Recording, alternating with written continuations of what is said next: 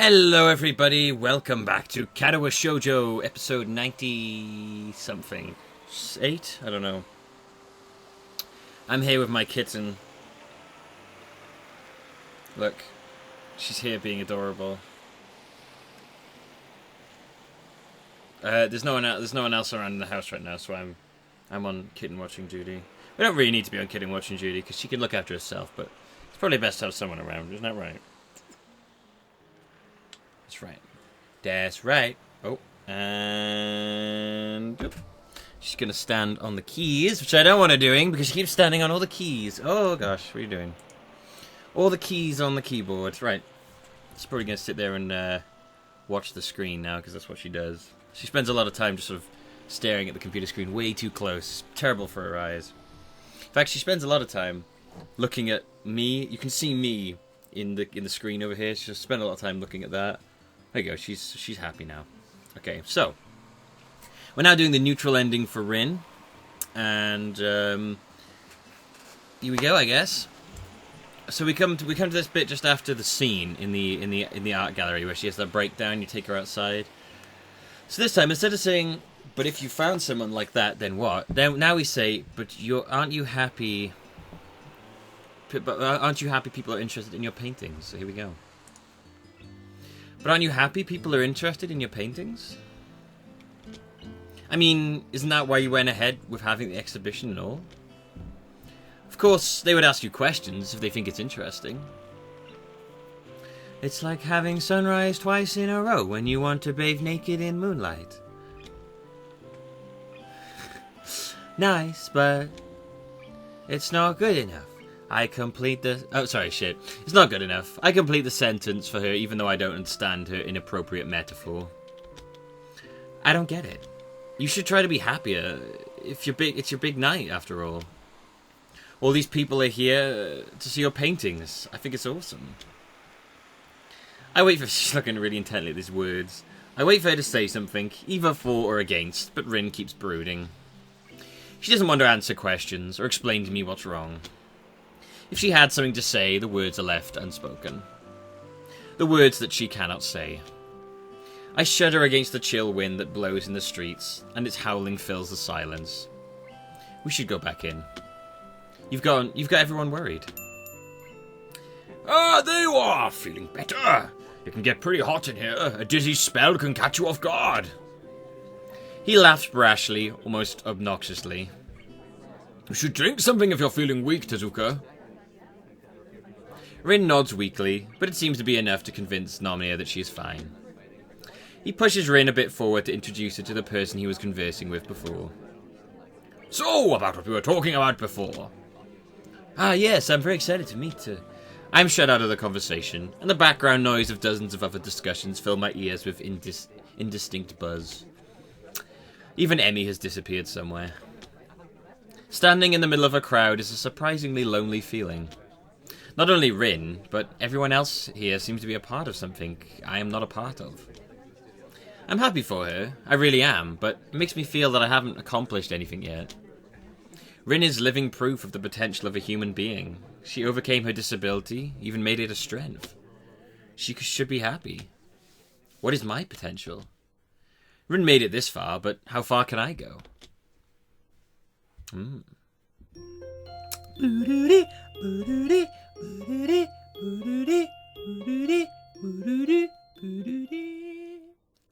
Now these should all be... Oh no. Okay.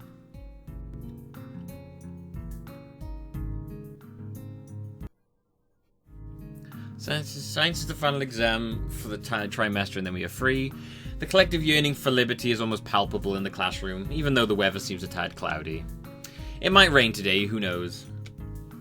I've already finished the test, because it's pretty easy, so I'm doodling lazily on this flip side of the paper, waiting for Muto to call time. It also prevents Misha from trying to covertly look at my answers over my shoulder. She might fool the inattentive teacher, but I can tell that she's trying to look. I guess it's her best bet at passing the test. Doesn't make me feel any mercy though, so I just ignore her and look around me. It's quiet. The only sound is in the classroom with a quiet shuffling of papers and Muto's constant coughing. It makes my awareness of the surroundings slowly drift to the backstage of consciousness, giving room to other things. Vacation, huh? Some people will stay at the school, even over the holidays. Some will go back to their families. I probably should make the trip back home and report to my parents that I'm alive and well. Yeah, you might want to.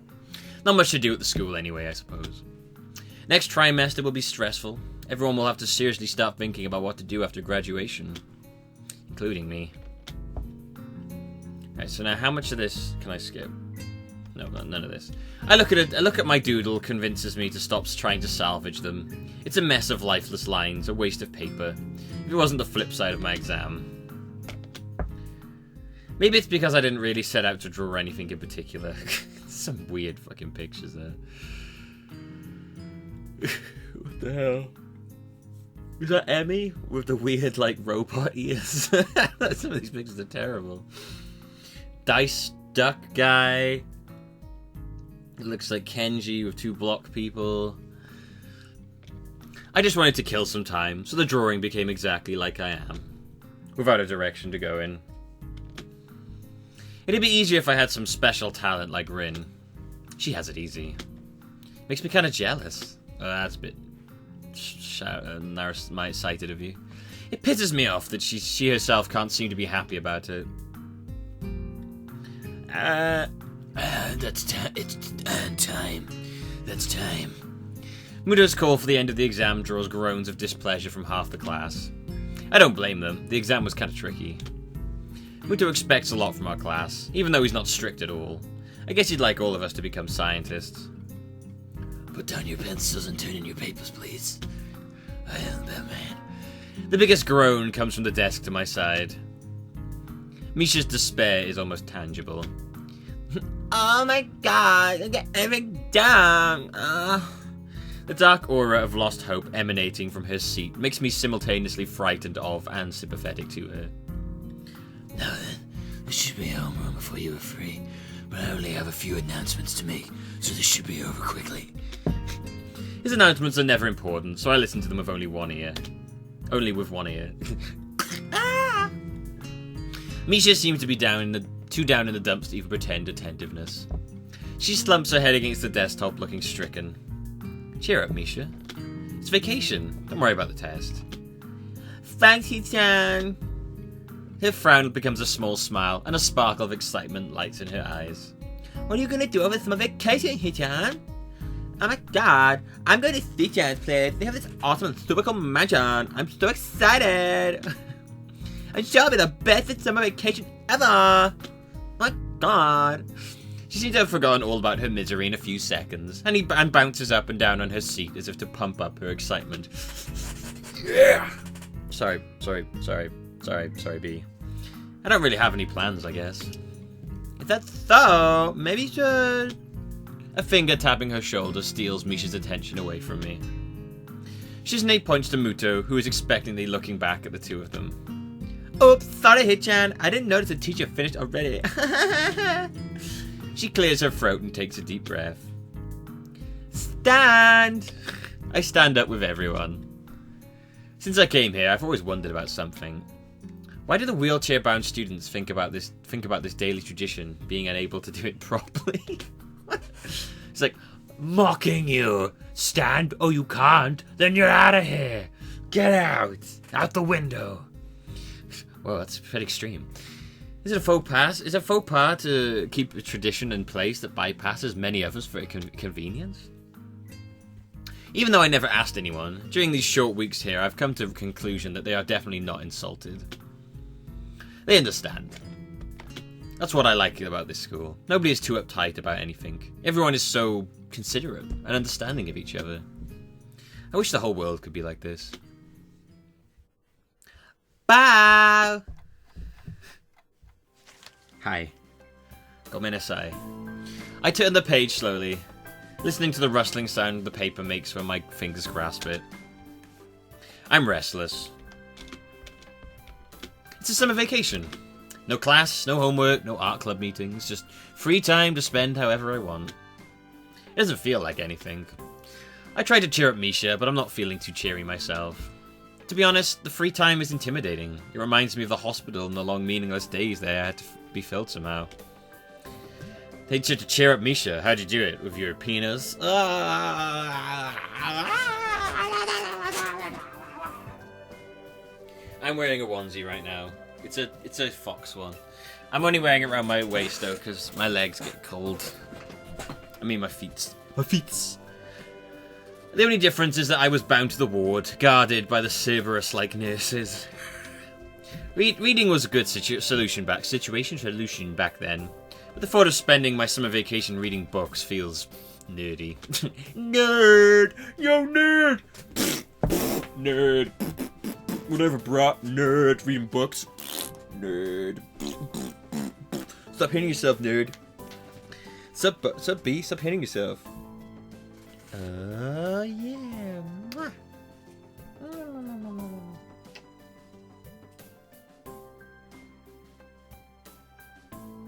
Okay.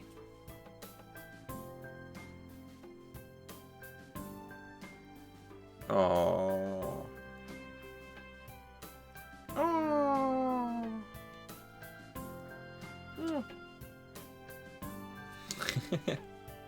Ow.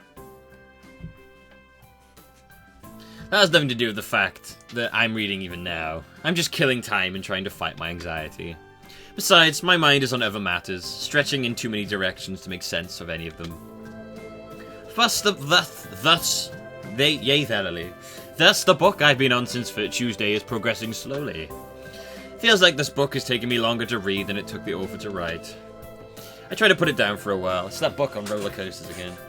And then read some again. Start all over from the beginning. Read each page twice. Nothing works. I have zero concentration. Taking it with me just in case, I head out to get some fresh air and inspiration as to what to do. I make my way to the quad, passing by students heading for the gates. The hastiest ones are leaving for their homes already, judging from the luggage some are dragging with them. I guess that no matter how hospitable Yamaku is, home is still home. Still, I heard some people will be staying here over the vacation. The quad is big enough for its centre to be the shadowless no matter how high or low the sun is. I stop in the middle and bask in the warmth. The glow. The brightness makes me squint my eyes when I look towards the main building. It looks all but abandoned already. Yuko wasn't at work today. Oh, good luck. So the next time I can get books from the school library is after vacation. Just take them. Take them. Take them. There is a public library somewhere, I'm sure, but I'm feeling too lethargic to find out where it is. The hall is equally dead, so I have to content myself with returning to the dorms, ending my leisurely walk sooner than expected. Then again, I wasn't quite sure what I was expecting in the first place. On a moment's impulse, I enter the girls' dorms to see if Rin or Emmy are there. Neither is, so I go back to my own room to dwell on my lethargy. He sure is a fun guy. I should talk things through with Rin. She really bothers me. God, I hate her. Defying the conceptual equivalent of gravity, she balances on the thin line zigzagging between insanity, incomprehensibility, and instability. Rin affects me too. She challenges me in ways that I didn't know, or more accurately, didn't hope existed. I've started to wonder whether these feelings are really love, or I was just fooling myself. Surely it would be insanity to consider that. For the rest of the day, Rin, the hospital, Yamaku, and the vacation swirl through my head. I can't concentrate, even on concentrating. Thoughts seem to come and go haphazardly, fragmented into two small pieces of cognition. I pick up the book and manage to read 100 pages, but I'm sure by tomorrow I'll have no recollection of what happened in the story. I try to clean up my room, but even that proved to be too bothersome, too time-consuming, and requiring too much attention to detail. It's usually like this. When you have nothing to do, you do nothing even if you could. As expected, Mum calls me, and I end up promising to see if I can get a train ticket for tomorrow, or failing that, the day after. Yeah, those parents you hate. Maybe I'll go downtown tomorrow anyway. I could do shopping or something. It's not that I need anything, but maybe there are summer sales I could pick up something. Herpes! Yay! Could pick up herpes! Looks like I've got on my mouth, because that's... no, hey. Because the saw is very quick. And I was out the other day, and I swear to God, people were looking at me because of this little scab, and I was like, I swear it's not herpes. Why am I trying to force myself? Before, I was content with having nothing to do, save for kicking the ball every now and then at a field. Now it seems I can't settle down at all. Is it because I've changed, or because my world has changed? It's because we're here watching you, and you need to find things to do narratively. By 11, the darkness bids me to sleep. The medication bottles are innocuously arranged on my night table, not at all beckoning, rather pointedly reminding me of the reality instead. It's evening, so I have to open 3 bottles, extract 1 large oval-shaped one, 2 small round ones, and the 1 large flat that has to be cut into half, close the bottles, and chug down the medications of a chaser of fresh tap water. The water tastes metallic on my tongue. I swallow it along with the pills anyway, and head to the bathroom. The mindless job of brushing my teeth is fit for trying... Oh, my headphones just turned themselves off. It's fit for trying to sort my thoughts. One emerges from the mass, clearly rising above the others. I want to see Rin. I can't let my outburst of anger be the last thing between us before the vacation. Why is my headset turning itself off all the time? Has my thing run out of... Has my thing finally stopped charging itself? That's not good.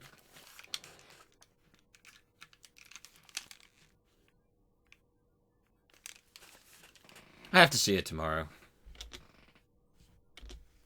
Maybe I have to see it. I have to see it tomorrow. Sleep overcomes my confused mind with more ease than it should.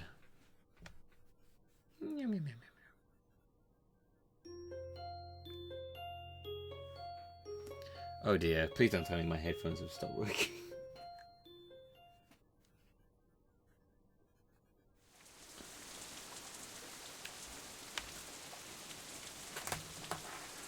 Ah! Why? No!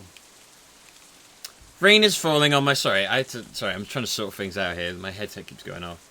Rain is falling on my summer vacation like an uncountable number of small bad omens. Luckily, I'm not superstitious, but the bad weather makes me downcast too. It's been like this since morning, and there's no end in sight. An impenetrable grey mass of clouds shadows the sky as much as it shadows my mood. Oh my god, what is going on here? These expensive headphones have apparently stopped holding a charge. That's wonderful. In a bout of defiance, I finished cleaning up this morning, but after that was done, I end up staring out the window in hope of the weather clearing. The incessant drumming of rainfall against the roof, and the pavement is mesmerising. A droning background noise to lose your mind into. This won't do. I have to get a move on. Should I pack now or later? I decide on the latter and make my way outside, pausing briefly at Kenji's door to listen to the odd clunking sounds from the other side. I don't dare to knock, out of fear of finding out what he's doing. Making a robot to pleasure himself with. Braving the rain from under my trusty umbrella, I cross the space to the girls' dorm. Knocking on Rin's door yields no answer. The door behind me opens instead. Hisao? Hi! Terrible weather. I even missed my morning jog. She frowns, but I would be glad if I was her. Emmy's morning jogs are anything but leisurely. Oh, hi, If you're looking for Rin, I don't think she's there. Have you seen her recently? Yeah, just this morning when I woke up. Woke her up, sorry. The mention of waking up makes Emmy yawn like a cat and makes me feel silly. Of course, she has seen Rin. Emmy wakes her up and helps her get dressed on most mornings. Even makes her lunchboxes every now and then. They're like sisters, even though they seem to have nothing in common. I wonder which one is the elder sister. Probably Emmy, against all odds. She is really diligent, even though she gives the feeling of someone who would be a total airhead. Why does it feel odd that she's so dutiful under the cheery grin of hers? She left for the gallery a few hours ago. Hey, are you listening? Maybe I'm making a funny face or something, since Emmy tilts her head quizzically, looking at me with her eyes round and inquisitive. Her innocent face seems to request my attention. Yeah, I'm listening. Can I ask you a question? Yeah, of course. She furrows her brow, licking her lips as if to prepare for something. Okay. Why do you care so much about Rin? I mean, you probably hang around her more than I do. And we even slept in the same bed sometimes until, lately. What? What? Huh? What did you do? What now? What? After she banned you because you ravaged her hair? A shock of horror widens Emmy's eyes at least twofold, making them seem even more saucier-like than usual. Saucier-like. While a healthy blush rides on her cheeks and ears. She told... Oh, I'm gonna strangle that Rin or something ever horrible. I hold back laughter, lest she direct her disdain at me. Emmy recuperates quickly from the embarrassment and seems to forgive Rin in the same instant, giving her focus back on me. Anyway, are you in love with her or something? Uh-oh. This really feels like an elder sister questioning a suitor. Emmy is kind of nosy, and not in the good, happy way. If there even is one to begin with. She'd make a good partner for Misha, to be honest. Oof, the horror. That's already your second question, so I don't think I have to answer. I try to conjure up a front made of pure crystallized cool and uninvolvement. Yeah, I'm pretty cool. Welcome to the cool side of the pillow, Peter. I wonder whether I managed to fool even myself. At least Emmy is... Oh god, the fucking eyes. Is waggling her eyebrows dangerously with a nasty smirk on her lips. Is that a yes? No, it's not a yes. Obviously unsatisfied at my refusal to answer her way too intimate question, she has enough sense to back off. Doesn't stop her sticking her tongue out at me like a kid and giggling again. If that's your answer, I don't think I have to talk with you anymore. It's easy to see that she's not really angry. Besides, I have to pack now. Mum will be worried if I miss my bus. See ya. See ya. Yeah, bye. She retreats back into her room, leaving me alone in the hallway. What's between me and Rin is not her business, right? Oh god, my neck. That's why I ended up not saying anything about our fight to Emmy. Rin must not have said anything earlier either. I guess, even though they are friends, there are things they don't talk about. So, if Rin is at the gallery, I'll have to go all the way there. Now that I managed to get out of my room, I suppose it's not that much of a bother to go downtown. I could get a ticket, but the train back home will have to wait, at least until tomorrow. No way I'm going to carry baggage to the train station in this rain, even if there's not much of it. Not that much of it. Rin makes all outlines seem very unstable, as if they were fading away. Rain, sorry, not Rin. The townscape turns into shapeless collections of various fuzzy tones of grey, instead of distinct forms of buildings and cars. Those poor souls who are forced into the downpour try to make as much haste as they possibly can, pitying each other for their shared misery. I turn the final corner, the 22nd corner as to say, and immediately feel stupid for being amused by my own pun. Damn it, I'm lame. The door beckons me with promises of warmth. The rainwater dripping from my umbrella makes interesting, almost artistic patterns on the floor. I'm not wet, apart from my shoes, and that leaves small puddles in my wake, completing the rainwater artwork. Nomiya is here too, chatting with Sai at the back of the gallery. Rin's nowhere to be seen, though. Maybe she's upstairs. There are no customers, though, which figures, considering the bucket loads of water dropping on the neck of anyone daring to brave the weather today. Welcome! Oh, welcome! Hey, sorry to interrupt. Good afternoon, Naki! Came all the way here for a visit? No, I think it was just an impulse. I was around the neighbourhood shopping and decided to stop by. My reflective reaction is a white lie, which surprises myself. Maybe I don't want to say that I came specifically to see Rin, even though that much must be obvious. You choose a bad day for shopping. Would you like... Oh, shit. Sai, you've become a man suddenly. Oh, my, you become such a bad day for shopping. Would you like a tea to warm you up? Thank you, but I'm fine, really. The weather could be better, though. Rain on the first day of vacation is a bit depressing. Haha, well, I'm sure it'll get better. Nomiya offers his hearty laughter, bordering on abrasive. Ray doesn't get you down, teacher? Well, I do prefer clean weather. I was actually just leaving just now to meet someone. I'd prefer not getting my jacket soaked. It's very expensive. Doesn't look it. Looks pretty cheap. Well, of course, I'm in a good mood. What did you think about the exhibition? It was wonderful, wasn't it? Yeah, it was fancy. It was just very fancy. Very fancy. Yeah, it was very fancy. Very fancy, you know, fancy. My unenthusiastic answer only spurs him to carry on, walking around the gallery while blabbering about the opening. He talks more and louder when he is moving. It's something I noticed at the club meetings too. We gotta talk to so many good people and make valuable contacts. One of Tezuka's paintings even got sold to a collector from Osaka. Nice. I follow his eyes to an empty space in the wall. I can't even remember which painting was hanging on that spot. Oh, it's gone now. It was lucky that she was alright despite that dizzy spell. She's got a little quiet though, so I told her to rest well. Then again, she's always been pretty shy. Shy? Whatever, I just nod along with the teacher. The reception was very positive in general. I might be able to get one of my friends to write a little article in a magazine to... Shinji, you're making Mr. Takahashi wait. Sai's remarks makes him stop in his tracks and check his wristwatch. Nomiya frowns in displeasure at the interruption to his tirade. Alright, yes, well, I'll be off then. We'll meet you in September, Naki. Bye! Bye. Shit. Everyone's just become him. Wow, he just really doesn't hold back when it comes to Rin's budding artist career. I guess it takes a lot to succeed, but I suppose this job would be easier if Rin was more cooperative.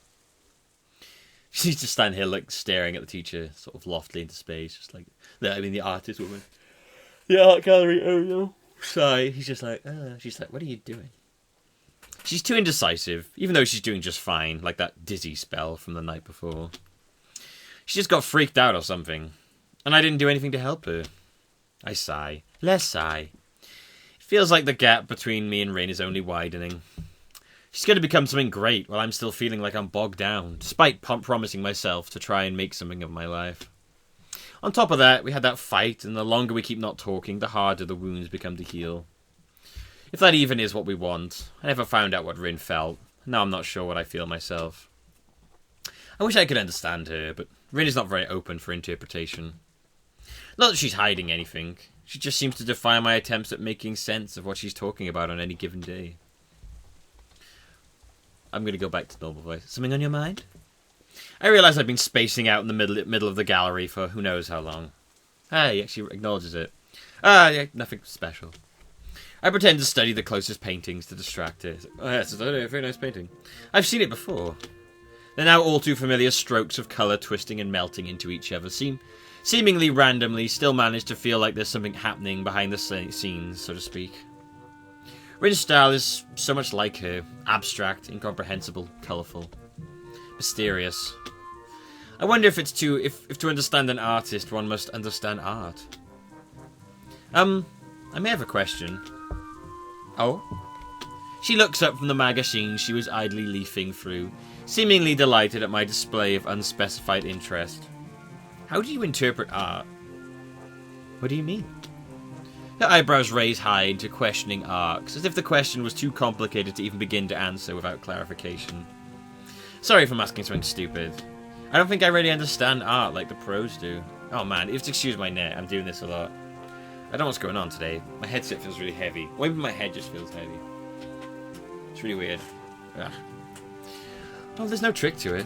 Sai waves my question away with a simple but efficient flick of her wrist. That's a stupid question. Everyone interprets art as they will, and interpretation is as much in the eye of the beholder as in the intention of its creator. Pros have their own way because there is this thing called art theory. There are patterns in art, just like in everything, and we assume that it's possible to draw some conclusions from observing those patterns. Her voice is like a teacher's, lecturing and adding emphasis on random words to keep the listeners on their toes. In the end, I suppose it's pretty meaningless. She moves to a musing seemingly to herself, muttering loud enough for me to clearly hear. A good piece of art will make you feel something, and that's all there is to it. Feelings change, and they affect the art we create and the art we see. But I'll tell you a story. Do you have to? The last one was depressing. It's important. Listen. About 100 years ago, a little-known painter got news that his friend, a man called Kasajimas, had committed suicide. Great, another happy story. This happened while he was away and hadn't seen his friend for a while. So obviously, he must have felt even more conflicted than you normally would after hearing of such a thing. For 4 years after that, our main character did nothing but monochronic paintings because he was so deeply affected by the news. Whatever he did, he always kept returning to that same colour until it let him out of his grasp. She takes a little pause to check whether I'm still following. I am, to an extent. So I give her the prompt that the storyteller seems to live for. So, carry on. I'm totally listening. My kitten is so cute. Ah. Ah. Ah. Ah.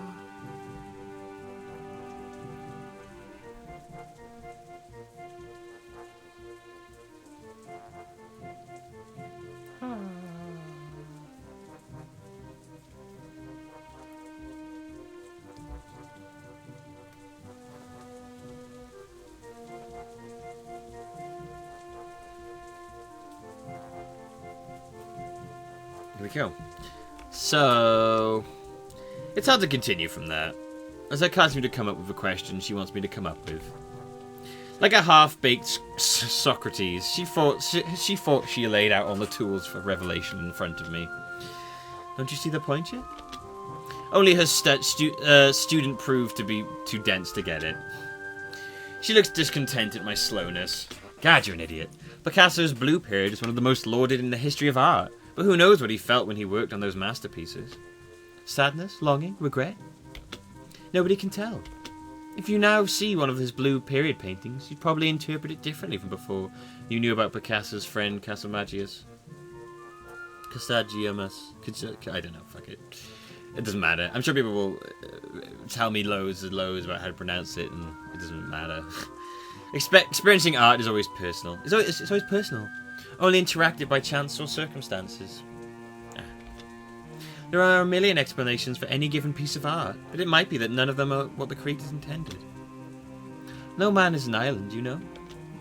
I nod without understanding what that last remark meant. What she said made sense otherwise, except for one thing.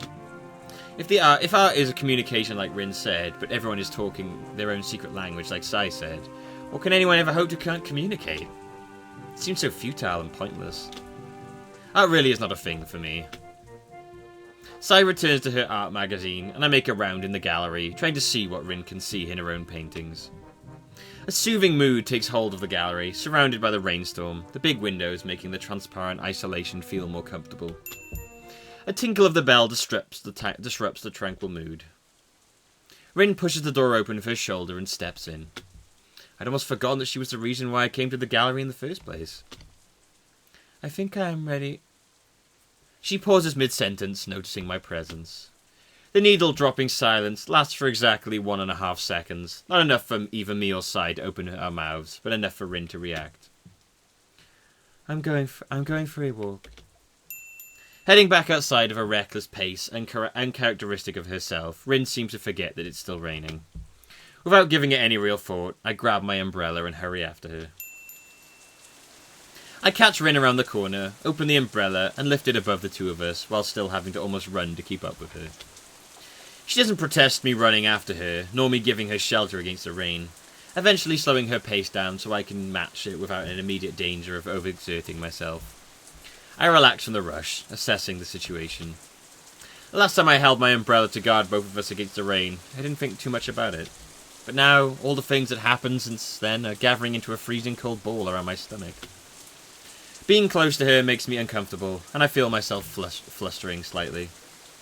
It's hard to get words out of my mouth, as it feels suddenly very, very dry. Still, it's not like I can back off. Why do you keep running away? I don't want to talk to you. I want to talk to you. It hurts every time I do. Sometimes it can't be helped. I don't want to hurt. Fine, then. We don't have to talk. What should we do? Let's just keep walking. Just walking? Just walking. Okay.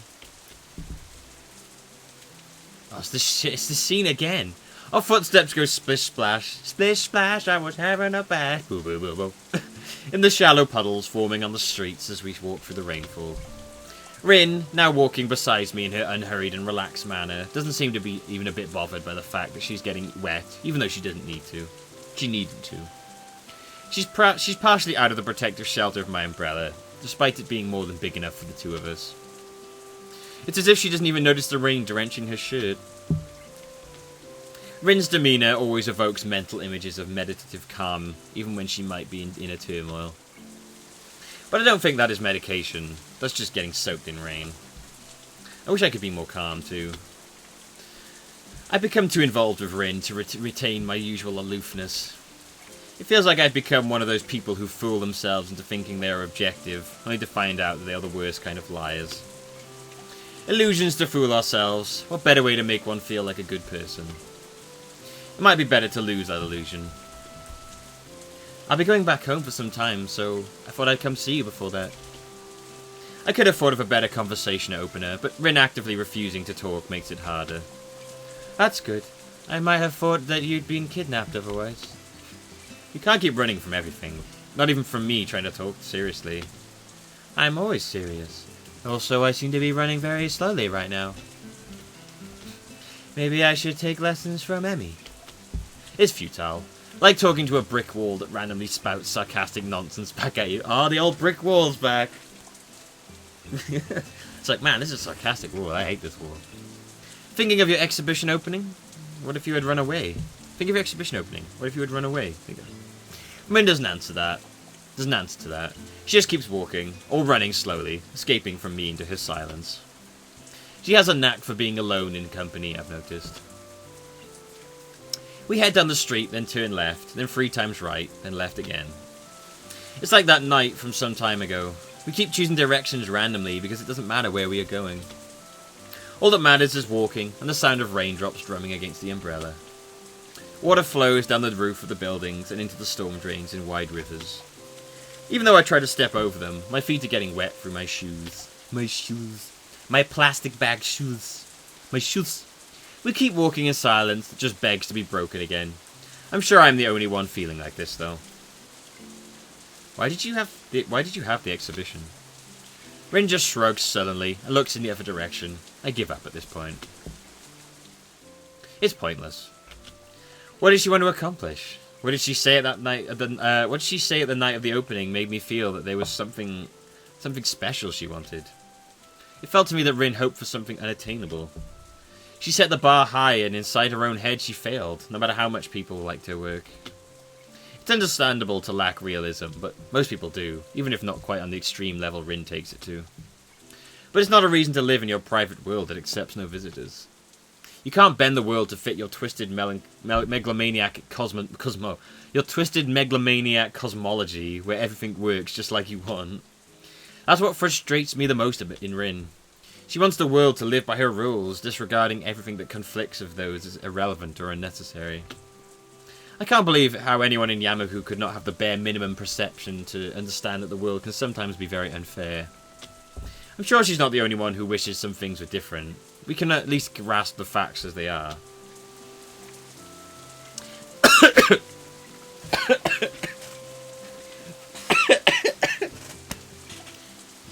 Oh god. I just choked out there on air. Oh. I take a sideways glance at Rin, who is looking up at our dome-shaped cover. It's a poor replacement for a real sky in its monochrome bleakness. The rain just keeps falling. Just like the cloud today, Rin doesn't really give the feeling of wanting to be watched. She sulks in unison of the sky that she loves so. I shouldn't have come. Her presence only reminds me of how angry I got because of these exact same reasons, and how these reasons probably can't ever change. Even though I want to say I'm sorry, even though I don't want us to break apart, I can't bring myself to say either of those things. Coward. We keep measuring the rain-drenched streets one step at a time. Often when you walk with someone else, your steps become synchronized, as if through some weird subconscious pact. I notice that ours never do. Time passes, and the strikes against the drum skin of my umbrella fade as the clouds above slowly disperse to reveal a cerulean blue. Eventually the rain yields enough for me to close the umbrella, shaking the excess water off before I do. While I wrestle with the mechanism, Rin stops so abruptly that I take 5 steps before realizing that she's not with me anymore. Stupid umbrella seems to be jammed. When I turn around, I find her staring at me with an impassive face. I wanted to say, I understand how you feel. Wouldn't that be great? Is that an answer to the question from before? I'm not sure. Yeah, but why is it so important? Because otherwise, I don't know if I can bear this. I was still in the middle of folding my umbrella, so I was just answered something to get the conversation going. But what she says now freezes my blood. If someone says a joke and laughs, you laugh with them, right? Because a joy doubled is a joy tripled, right? If someone is hurt and sad, you comfort and hug them, right? Because that way... She pauses, her mouth still halfway open, then remembers to close it. A gloom sets on her face and simultaneously on my heart.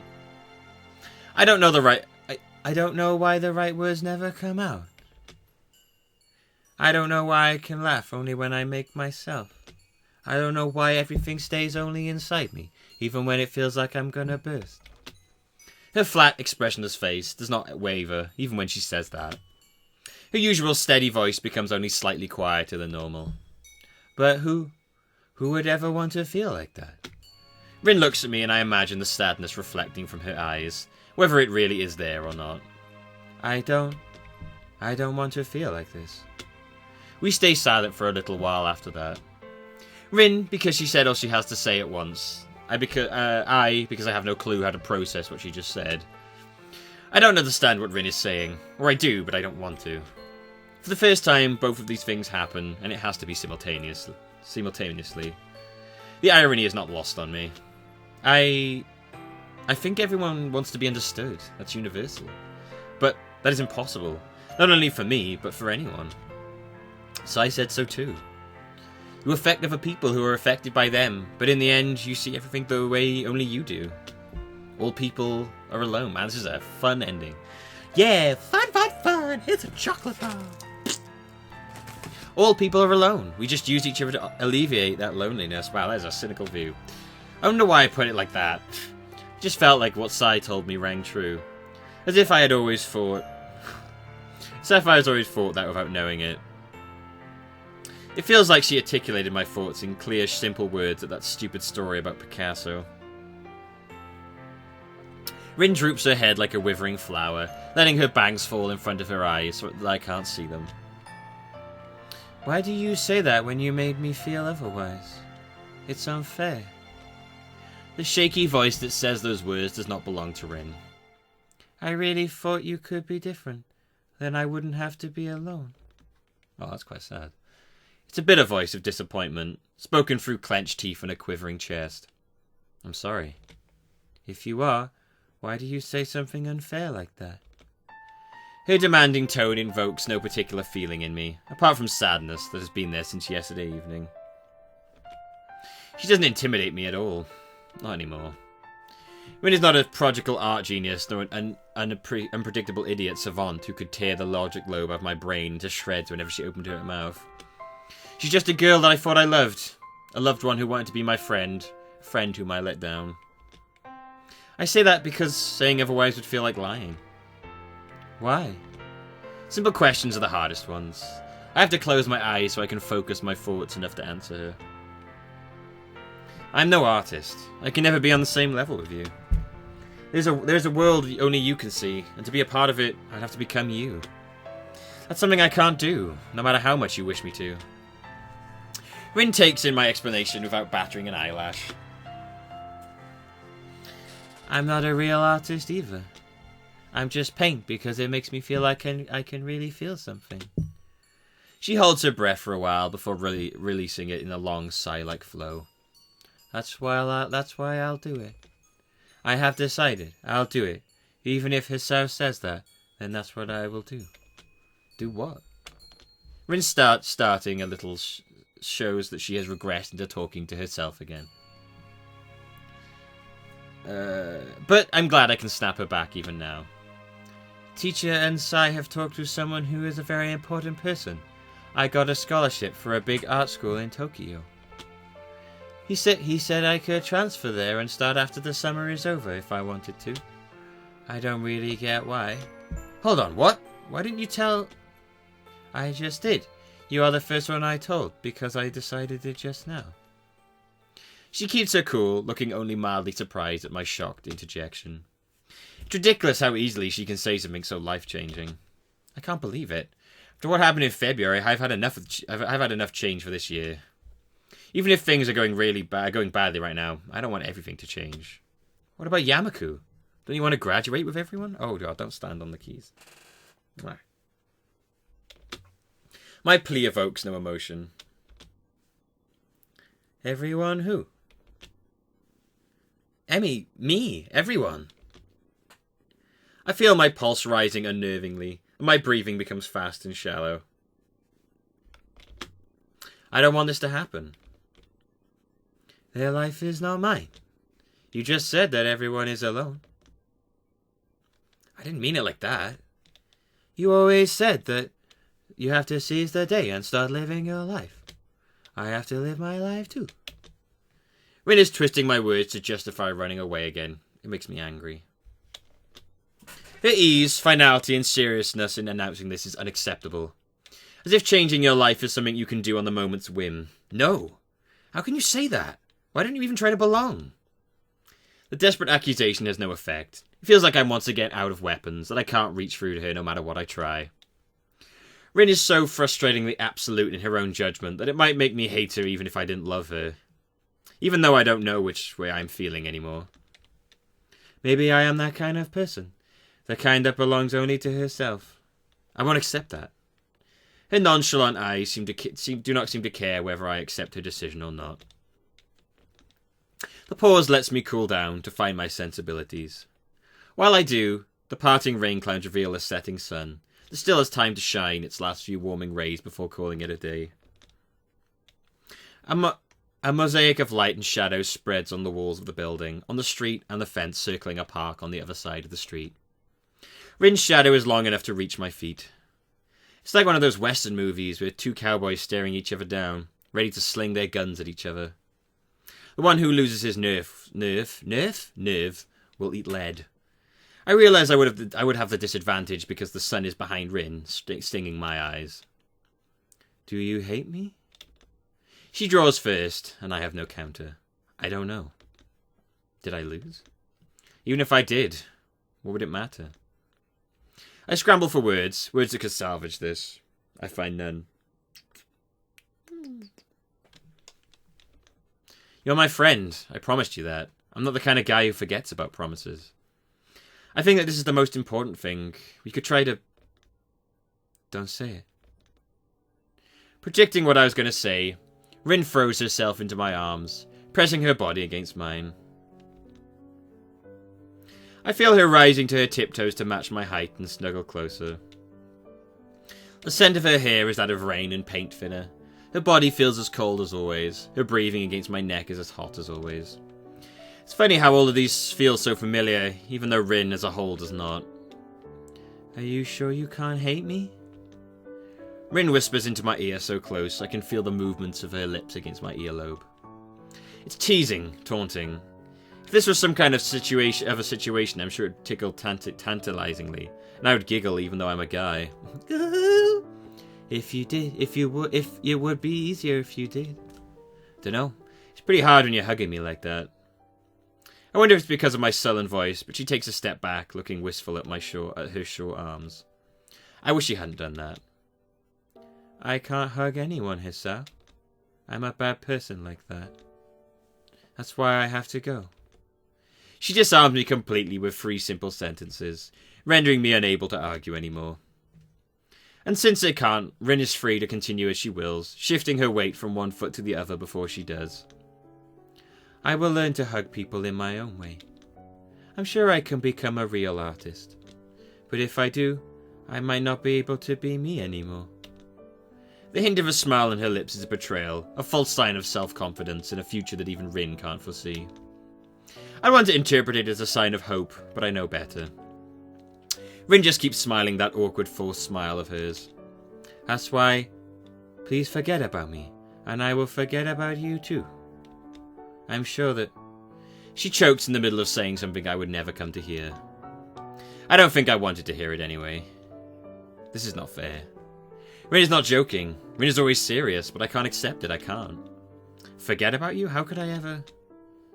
That's what I'd like to say, but I don't know how I would continue. I can't come up with anything good to say, so I have to challenge her. How can you say such a thing?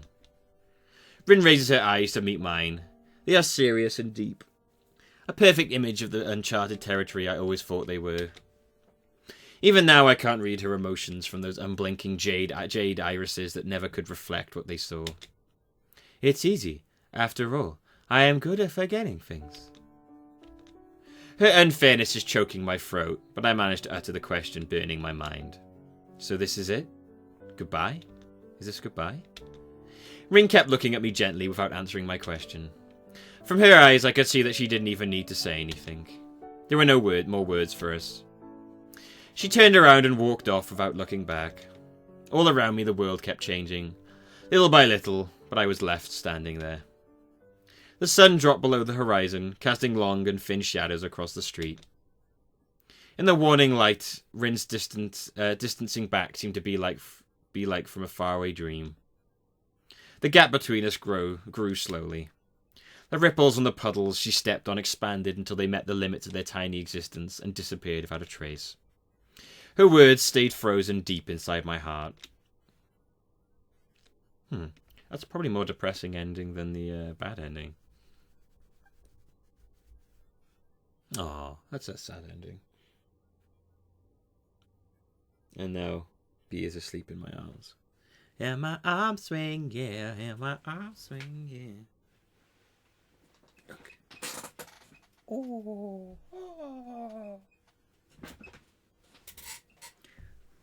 In my arms swing, yeah, my arms swing, yeah.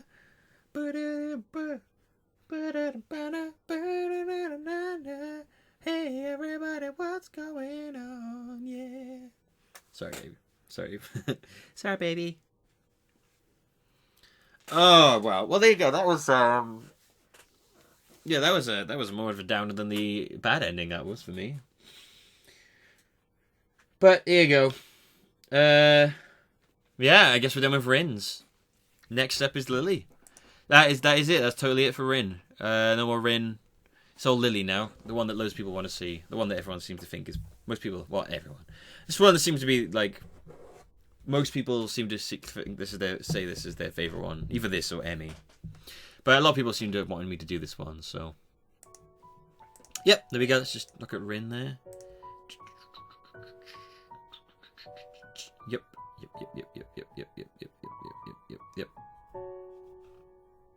Yep, there you go. All done. Just Lily left, and then an extra bit on Kenji's special route, which we'll be doing last. But until then, guys, thank you for watching. I hope you enjoyed yourselves. I have been Millbee. This has been Katawa Shoujo. Always enjoy myself, and I will see you next time for the blind blonde bombshell known as Lily. Goodbye.